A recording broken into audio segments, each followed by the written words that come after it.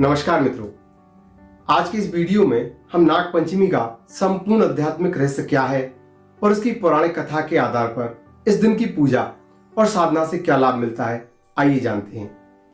सनातन परंपरा में नाग पंचमी केवल एक सांस्कृतिक पर्व या परंपरा नहीं, बल्कि ये प्रकृति, ब्रह्मांडीय ऊर्जा और मानव चेतना के गहरे संबंधों को प्रकट करने का एक अत्यंत महत्वपूर्ण दिन है और आध्यात्मिक अवसर भी है। प्रतिवर्ष श्रावण मास के शुक्ल पक्ष की पंचमी के दिन ये पर्व मनाया जाता है और ये पर्व हमें जीवन की सूक्ष्म शक्तियों से जुड़ने और अपनी आध्यात्मिक यात्रा को दिशा देने का संकेत देता है। पौराणिक दृष्टिकोण से सर्प और मानव का संबंध सृष्टि के आरंभ से है।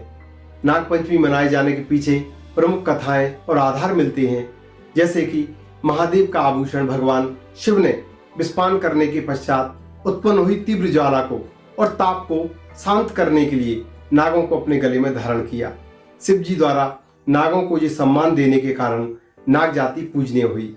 इसी के साथ भगवान विष्णु की सैया, जगत के पालनहार भगवान विष्णु क्षीर सागर में अनंत नाग शेषनाग की सैया पर विश्राम करते हैं। शेषनाग पृथ्वी के संतुलन और निरंतरता के प्रतीक माने जाते हैं। तक्षक नाग और राजा परीक्षित से जुड़ी कथा। महाभारत काल में राजा जन्मेजय ने अपने पिता परीक्षित की सर्पदंश से हुई मृत्यु का प्रतिशोध लेने के लिए सर्प सत्र का यज्ञ आयोजन किया।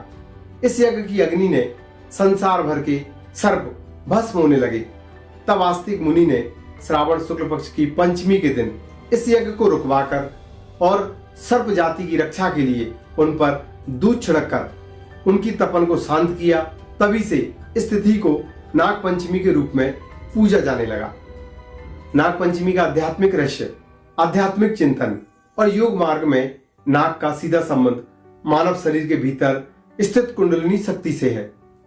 कुंडलिनी चेतना का प्रतीक है। मनुष्य के मेरुदंड स्पाइनल कॉर्ड के निचले भाग यानी मूलाधार चक्र में स्थित सुप्त आध्यात्मिक ऊर्जा के योग शास्त्रों में सर्पाकार सांप की तरह 3.5 लपेटे मारे हुए माना जाता है।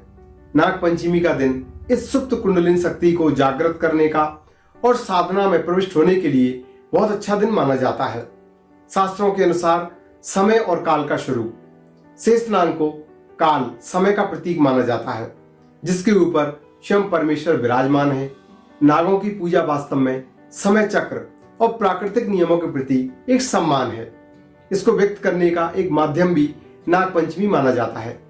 इसके साथ अहंकार और विष का समन।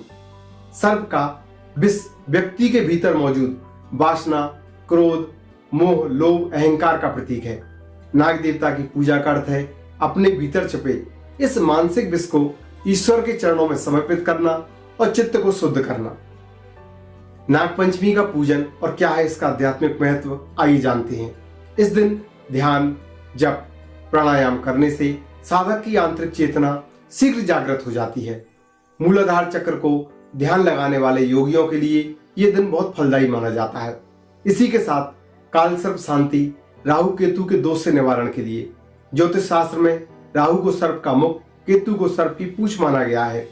यदि किसी व्यक्ति की कुंडली में काल सर्प योग, ग्रहण दोष, राहु की महादशा या सर्प दोष लगा है तो नाग देवता का पूजन और मंत्र जाप करने से इन ग्रहों के नकारात्मक प्रभाव शांत हो जाते हैं। इसी के साथ भय मुक्ति और मानसिक शांति। नाग पंचमी का पर्व, इस दिन सर्प सूक्त या नमः शिवाय का मंत्र या महामृत्युंजय मंत्र का जाप करने से जाने अनजाने का भय, मानसिक तनाव और बुरे स्वप्न, इनसे मुक्ति मिलती है। यदि आपके परिवार में वंश वृद्धि या समृद्धि रुकी हुई है तो शास्त्रों के अनुसार नाग देवता पाताल लोक के स्वामी हैं और भूमिगत निधियों के संरक्षक हैं। इनकी कृपा से ग्रह कलेश दूर होते हैं और वंश की वृद्धि होती है और घर में सुख समृद्धि का वास मिलता है।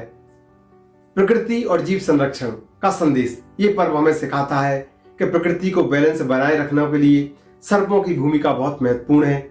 वे फसलों को नुकसान पहुंचाने वाले कीट पतंगों और चूहों को नियंत्रित करते हैं। इसलिए प्रकृति के साथ सह-अस्तित्व बनाए रखने का ये एक महान पर्व है। इसके पूजन की यदि हम संक्षिप्त विधि के बारे में बात करें तो सुबह जल्दी उठकर स्नान करना, घर के मुख्य द्वार को गाय के गोबर से लीपना या हल्दी से नाग देवता की आकृति बनाना, उसके बाद नाग देवता की प्रतिमा पर चित्र या उस पर दूध, दूर्वा, रोली, अक्षत और सुगंधित पुष्प, भुने हुए चने अर्पित करें। ध्यान रहे, जीवित सर्प को जबरन दूध न पिलाएं, क्योंकि प्रतिमा पर ही दूध अर्पण करना शास्त्र उचित है। इसके अलावा मंत्रों का जाप करना। ओम नाग देवताय नमः, ओम नवकुलाय विद्महे विषदंताय धीमहि तन्नो सर्प प्रचोदयात्। इस मंत्र का 108 बार जाप करें। मंत्र फिर से सुने। ओम नवकुलाय विद्महे विषदंताय धीमहि तन्नो सर्प प्रचोदयात्। तो मित्रों, नागपंचमी का पावन अवसर हमें बाहरी पूजन के साथ साथ अपने भीतर की दिव्य ऊर्जा को जगाने और समस्त जीव जगत के प्रति करुणा भाव रखने की प्रेरणा देता है।